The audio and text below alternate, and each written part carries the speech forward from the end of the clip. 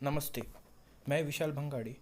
आज हम इतिहास और नागरिक शास्त्र यह विषय पढ़ेंगे। टी का इतिहास विषय का पहला पाठ भारतीय उपमहाद्वीप और इतिहास यह है।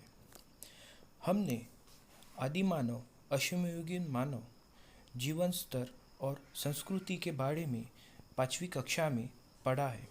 मानव और उसके आसपास के परिसर के बीच का किस प्रकार घनिष्ठ संबंध होता है यह भी हमने पढ़ा। मानव जब खेती करने लगा तब वो नदी के किनारे बस्ती करके रहने लगा, यह भी हमने पढ़ा। अब हम देखेंगे इतिहास किसे कहते हैं। मानवीय संस्कृति की यात्रा में घटित सभी प्रकार की भूतकालीन घटनाओं के क्रमबद्ध तथ्यों की प्रस्तुति को इतिहास कहते हैं। इतिहास के 4 प्रमुख आधार स्तंभ है: स्थल, काल, व्यक्ति और समाज। इन 4 घटकों को छोड़कर इतिहास का लेखन करना संभव नहीं है। इतिहास और भूगोल के बीच अटूट संबंध है। आधार स्तंभ में स्थान घटक का संबंध भूगोल अर्थात भौगोलिक परिस्थिति से है। भौगोलिक परिस्थिति का इतिहास पर अनेक प्रकार से प्रभाव पड़ता है। जैसे कि हम जहाँ रहते हैं उस परिसर की भौगोलिक विशेषताओं पर हमारी खान पान, वेशभूषा, मकानों की बनावट, व्यवसाय आदि बातें अधिकांश रूप में निर्भर रहती है। हमारा सामाजिक जीवन भी इन्हीं विशेषताओं पर निर्भर रहता है। तो बच्चों, आपको मुझे यह बताना है कि तुम्हारे परिसर में कौन से व्यवसाय चलते हैं। अभी मैं आपको पर्वतीय प्रदेश का एक वीडियो दिखाऊंगा। आप देख सकते हो उस पर्वतीय प्रदेश में किस तरह के मकान हैं और वहाँ पे खेती भी दिखाई दी जा रही है। इस पर्वतीय प्रदेश में खेती बहुत ही कम होती है और कम उपजाऊ भी होती है। परिणाम स्वरूप पर्वतीय क्षेत्र में खाद्यान्न और साग सब्जियाँ कम मात्रा में उपलब्ध होती है। इसका प्रभाव उनके खान पान पर भी दिखाई देता है। पर्वतीय क्षेत्रों में रहने वाले लोगों को अन्न के लिए शिकार और जंगल में इकट्ठा किए गए पदार्थों पर ही अधिक मात्रा में निर्भर रहना पड़ता है।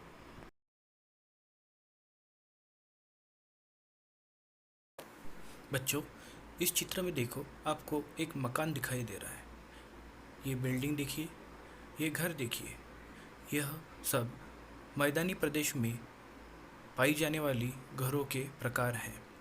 इसी प्रकार मैदानी प्रदेश में खेती बहुत ही उपजाऊ होती है। परिणाम स्वरूप मैदानी क्षेत्र में खाद्यान्न और साग सब्जियां विपुल मात्रा में उपलब्ध होती है। अब हम पर्वतीय क्षेत्र के प्राणी और मैदानी क्षेत्र के प्राणी इनके बारे में जानकारी लेंगे। इस वीडियो में दिख रहा है वो प्राणी पर्वतीय क्षेत्र में पाया जाता है।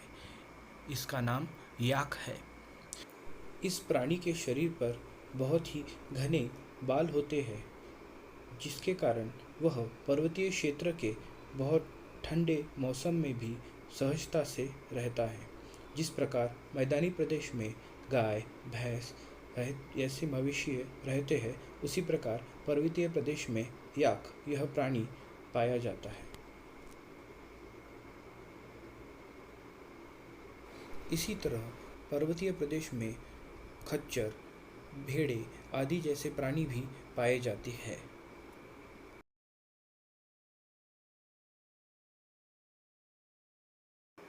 मैदानी प्रदेश में भैंस, गाय, बकरी, बैल आदि पाए जाते हैं। हम जिस प्रदेश में रहते हैं उस प्रदेश की जलवायु, वर्षा, खेती की उपज, वनस्पतियाँ और प्राणियों में पाई जाने वाली विविधता आदि बातें हमारे जीने के साधन होती हैं। उन्हीं के आधार पर उस प्रदेश की जीवन प्रणाली और संस्कृति विकसित होती रहती है। जहाँ जीवन यापन के साधन विपुल मात्रा में होते हैं, वहाँ मानवीय समाज दीर्घकाल तक अपनी बस्ती बनाकर रहता है। कालांतर में इन बस्तियों का रूपांतरण ग्रामों, नगरों में हो जाता है। इस चित्र में आपको ग्राम, नगर और शहर के चित्र दिखाई दिए जा रहे हैं। पर्यावरण का ह्रास, अकाल, आक्रमण अथवा अन्य कारणों से जीवन के साधनों का अभाव अनुभव होता है तो लोग गांव छोड़ जाने को बाध्य हो जाते हैं। गांव, बस्तियां, नगर उजड़ जाते हैं। वर्तमान में आपको एक उदाहरण दिया जा सकता है, वो है कोविड-19 कोरोना वायरस की वजह से उत्पन्न हुई परिस्थिति। इतिहास में ऐसी और अनेक घटनाओं का घटित होना दिखाई देता है। इससे यह स्पष्ट होता है कि इतिहास और भूगोल के बीच अटूट संबंध होता है। बच्चों, आपको स्क्रीन पर कुछ प्रश्न दिखाई दे रहे होंगे, उसके जवाब ढूंढकर आपको नोटबुक में लिखना है। तो फिर मिलते हैं अगले सैटरडे। धन्यवाद।